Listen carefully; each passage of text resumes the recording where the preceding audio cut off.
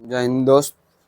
आज हम आप लोगों के लिए जो चैप्टर नंबर 7 पढ़े थे वो सदनीरा उसका ऑब्जेक्टिव क्वेश्चन लेकर आ गया हूँ। तो आज हम लोग ऑब्जेक्टिव क्वेश्चन करेंगे। तो जो हमारा है ओ सदनीरा का लेखक हो जाएगा जगदीश चंद्र माथुर। तो हमारा पहला क्वेश्चन क्या है? पहला क्वेश्चन यह है कि ओ सदनीरा शीर्षक पाठ किस विद्या के अंतर्गत आता है? बोल रहा है क्वेश्चन हमारा क्या बोल रहा है, जो ओ सदनीरा चैप्टर लिखा गया वह चैप्टर किस विद्या यानी किसके अंतर्गत आता है? तो क्या हो जाएगा हमारा ओ सदनीरा जो चैप्टर है किस विद्या के अंतर्गत आता है? तो हमारा क्या हो जाएगा? विद्या निबंध हो जाएगा। क्या हो जाएगा? निबंध। जो हमारा ओ सदनीरा है निबंध। फिर आपका दूसरा नंबर क्वेश्चन है जगदीश चंद्र माथुर मूलतः क्या थे? माने कि जो बोल रहा है क्वेश्चन हमारा है कि जगदीश चंद्र माथुर जो थे वह क्या थे, मूलतः क्या थे, वह उनका पेशा क्या था? तो वह एक नाटककार थे। क्या थे? नाटककार।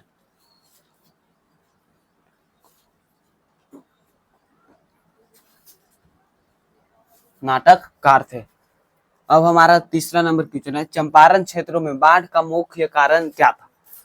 तो जो बोल रहा है तीसरा नंबर क्वेश्चन, जो चंपारण क्षेत्र है उसमें बाढ़ का मुख्य कारण क्या था? तो हम बाढ़ का मुख्य कारण यह समझते कि जब वहां चंपारण में अधिक से अधिक जब पेड़ कटने लगा तो वहां की जो पेड़ काटने जाने लगा, पेड़ काटने की समस्या उत्पन्न होने लगी। उससे पानी की बहाव को रोकने में असमर्थ स्थल रहे में कि वहां भूमि पानी को रोक न पाए, तो बाढ़ की समस्या अधिक उत्पन्न मैंने जब पेड़ अधिक कटने लगा तो जो वहाँ की जो रास्ता थी साफ बिल्कुल वहाँ की धारा प्रभावित होने लगे। तो हमारा हो जाएगा जो तीसरा नंबर क्वेश्चन होगा चंपारण के क्षेत्रों में बाढ़ का मुख्य कारण क्या हो जाएगा? जंगलों को काटना, यानी अधिक से अधिक जंगल को काटा गया।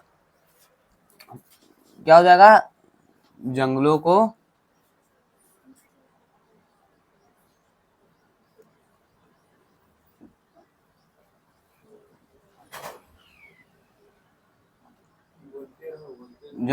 काटना। अब हमारा चौथा नंबर क्वेश्चन है चौथा, माथुर जी किस राज्य के शिक्षा सचिव नियुक्त हुए? बोल रहा माथुर जी थे जो किस राज्य के शिक्षा सचिव नियुक्त हुए? किस राज्य में शिक्षा सचिव के पद पे नियुक्ति हुए? तो किस राज्य में? तो हमारा हो जाएगा एमपी यानी मध्य प्रदेश। क्या हो जाएगा? मध्य प्रदेश से वह शिक्षा सचिव पद पर नियुक्त हुए। अब हमारा हो जाएगा पांचवा नंबर क्वेश्चन है 12वीं सदी से लगभग 300 वर्ष बाद तक किस वंश का शासन था? बोला जब 12वीं सदी जब अंत हो गया उसके बाद 300 वर्ष बाद तक किस वंश का शासन रहा? तो किस वंश का? कर्नाटक वंश।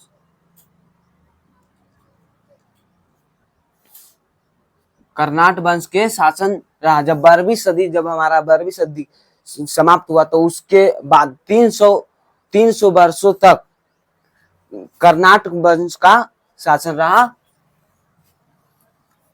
अब हमारा छठा नंबर क्वेश्चन है अंग्रेज ठेकेदार ने किस चीज की खेती का विस्तार किया था?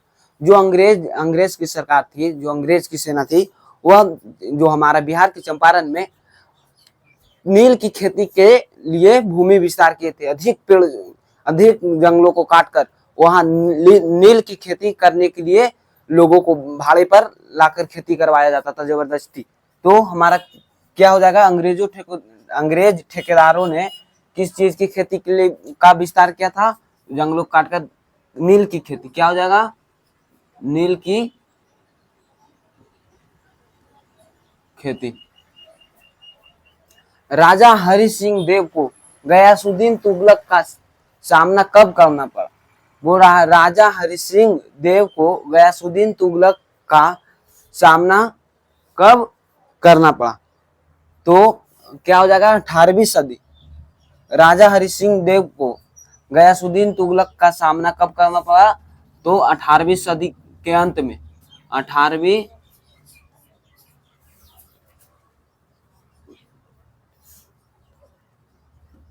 18वीं शताब्दी के अंत में, जब 18वीं शताब्दी जब समाप्त होने लगा, तो उनके अंत में गयासुद्दीन तुगलक के साथ राजा हरि सिंह को सामना करना पड़ा।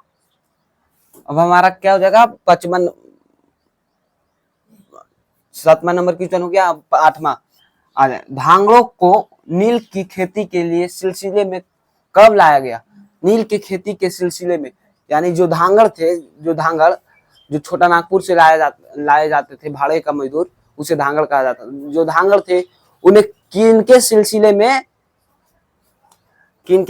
में कब लाया गया था? नील की खेती के सिलसिले में कब लाया गया?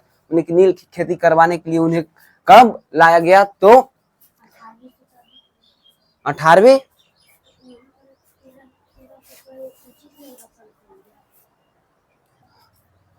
7वां क्वेश्चन की ओर फिर से चलते हैं। राजा हरि सिंह देव को गयासुद्दीन तुगलक का सामना कब करना पड़ा? तो थोड़ा सा यहाँ पर हुआ था दिक्कत, तो कब करना पड़ा? 1325 में। 1325 में हरि सिंह देव को गयासुद्दीन तुगलक के साथ सामना करना पड़ा। अब हमारा है क्वेश्चन नंबर, धांगड़ों को नील की खेती के लिए सिलसिले में कब लाया गया? तो 18वीं शताब्दी। क्या हो जाएगा? 18वीं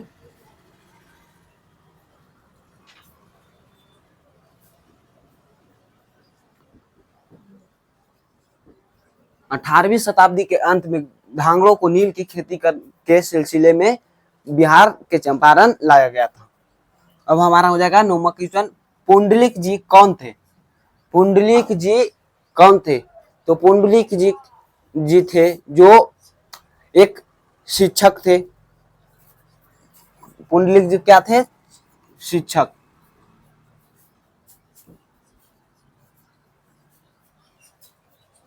माथुर जी को भितरीवा पहुंचने पर कौन मिले थे?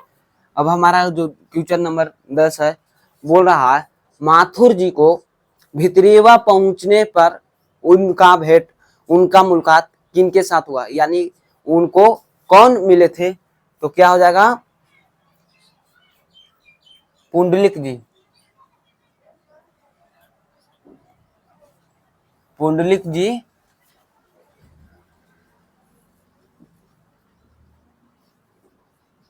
मिले। कौन मिले थे? पुंडलिक जी। अब हमारा 11 नंबर क्वेश्चन बोल रहा है, चंपारण में धांगड़ कहां से आए थे? अभी आप लोगों को बताया, जो धांगड़ था वह छोटा नागपुर के पठार से भाड़े पर नील की खेती करने के लिए लाया जाता था। उन्हें बहुत अत्याचार करवाकर, बहुत सताकर उन लोगों को जबरदस्ती खेती करने पर मजबूर किया जाता था अंग्रेजों सरकार द्वारा। तो चंपारण में धांगड़ कहां से आए थे? तो छोटा नागपुर पठार। क्या हो जाएगा?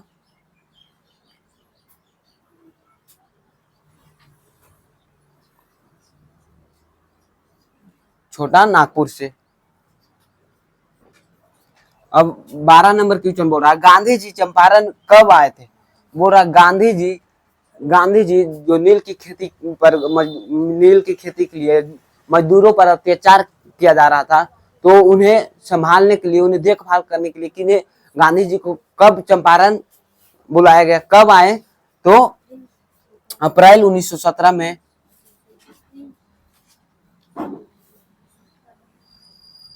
अप्रैल 1917 में गांधी जी बिहार के चंपारण आए नील की खेती की समस्या को सुलझाने के लिए। अब हमारा 13 नंबर क्वेश्चन, तीन कठिया प्रथा का संबंध है। बोल रहा, अब आया एक वर्ड आया तीन कठिया।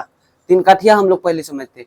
तीन कठिया जो था उसे कहा जाता, जो 1 बीघा यानी 20 कट्ठा खेत पर जबरदस्ती वहां के किसानों को, मजदूरों को 3 कट्ठा खेत पर नील की खेती करने के लिए मजबूर किया जाता था, जबरदस्ती किया जाता, जुर्म किया जाता था कि तुम्हारे पास 20 कट्ठा खेत है तो 3 कट्ठा पर तुम नील की खेती करना ही होगा। तो हमारा जो था 3 कठिया प्रथा किसके संबंध में चलाया गया था? तो नील की खेती के। क्या हो जाएगा? नील के संबंध में, नील की खेती के संबंध में चलाया गया था। अब आया मठ के संबंध, महत ने गांधी जी को कहा शरण दी?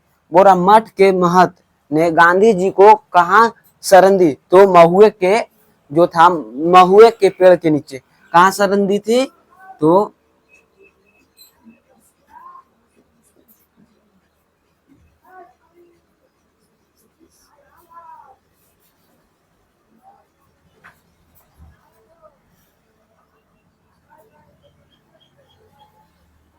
महुए के पेड़ के नीचे गांधी जी को शरण दी थी मठ के महत ने। अब हमारा 15 नंबर क्वेश्चन है, जगदीश चंद्र माथुर का जन्म कब हुआ था। अब ये जो क्वेश्चन बोल रहा है, जगदीश चंद्र यानी लेखक, जो सदा नीरा के लेखक है, उनका जन्म कब हुआ था, उनका जन्म कब हुआ था। तो 16 जुलाई कब हुआ था, 16 जुलाई 1917 में, 16 जुलाई 1917 में जगदीश चंद्र माथुर जी का जन्म हुआ था। अब 16 नंबर क्वेश्चन है, वैशाली महोत्सव का बीजारोपण किया था।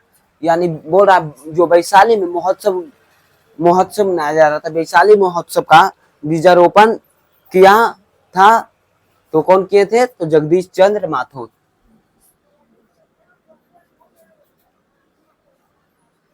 जगदीश चंद्र माथुर मार्क लो।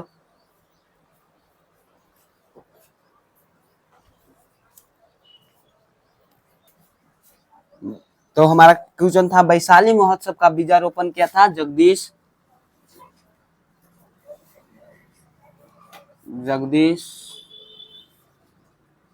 चंद्र माथुर।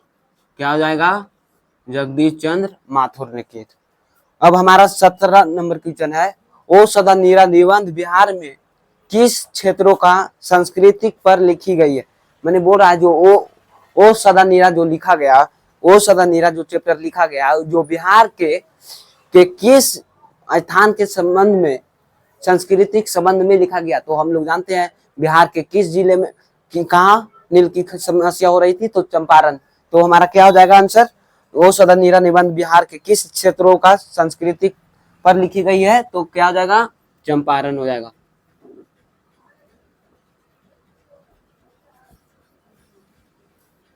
चंपारण में जो था ओ सदा नीरा चैप्टर में चंपारण जो स्थान था उसी का उल्लेख किया गया है। अब हमारा 18 नंबर क्वेश्चन है, ओ सदा नीरा के लेखक कौन थे। ओ सदा नीरा के लेखक कौन थे, तो जगदीश चंद्र माथुर। क्या हो जाएगा,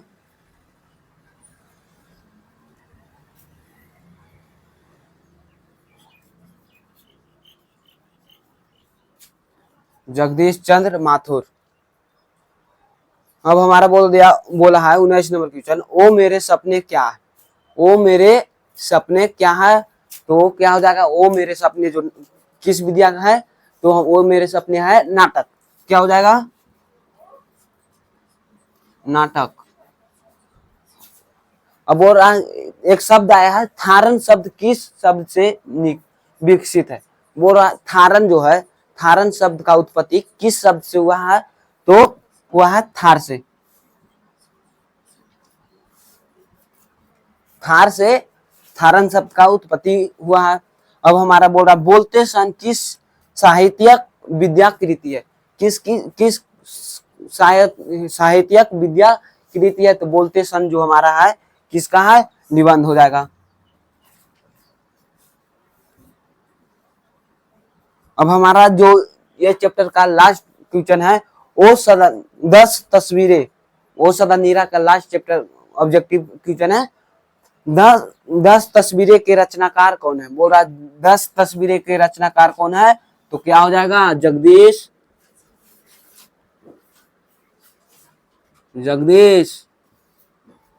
चंद्र माथुर। जगदीश चंद्र माथुर। तो आशा होगा कि आप भी हमारे साथ ये चैप्टर का ऑब्जेक्टिव क्वेश्चन कर लिए होंगे।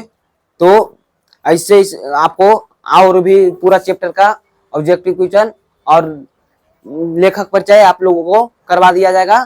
तो जय हिंद।